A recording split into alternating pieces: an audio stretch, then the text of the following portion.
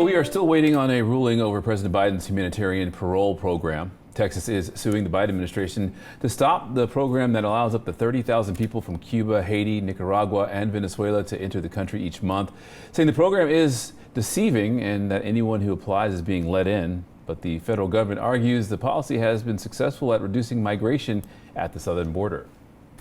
The suit brought by Texas and 20 other Republican states is taking a lot of heat from humanitarian organizations and asylum advocates. Yeah, our Adolfo Muniz shows us why many people believe ending that program won't really make a difference at the border. Once again, Texas is challenging the Biden administration's immigration policies, but this time it's in a key component that they say has helped reduce a lot the numbers, but not all the migrants like it that much either. This action is going to substantially reduce the number of people attempting to cross our southwest border without going Yes, the United States is giving 30,000 humanitarian parole refugee status monthly to Haitians, Cubans, Nicaraguans, and Venezuelans. But the migrants you see coming at our border, trying to get in no matter how, are not them. Alma Ruth is a humanitarian.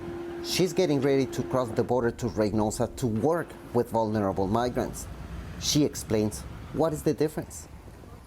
You're talking, refugee is someone who has been approved by Homeland Security, Department of Justice, right? These are aspiring refugees. And so that is something that is very different. They're asylum seekers.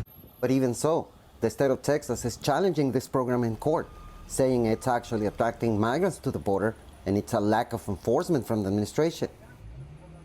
But Alma doubts this is the case. She says there's a simple reason first why migrants are not coming for those spots specifically.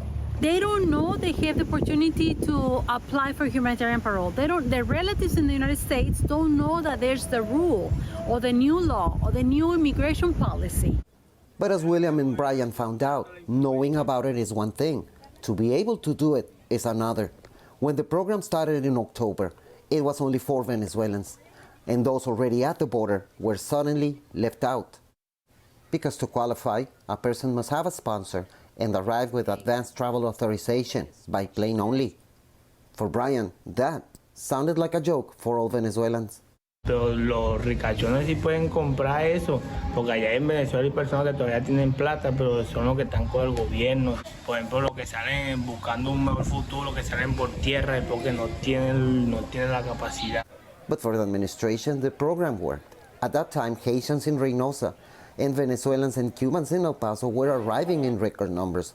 The solution was to include the other 3 countries in the program. But for Alma, what brings migrants to the border is the sole possibility of asylum. Trying to end the program, she says, is missing the point. It wouldn't make a difference because we won't stop having people seeking the safety of the United States. 210,000 humanitarian paroles have been given as of July. Thanks for watching our YouTube channel. And for more refreshing stories about your community, click the subscribe button right over here. You can also download our Spectrum News app to get live news coverage, weather alerts, and more wherever you are. And don't forget to tune in to Channel 55 on Dish and DirecTV for live local reporting every single day. We'll see you then.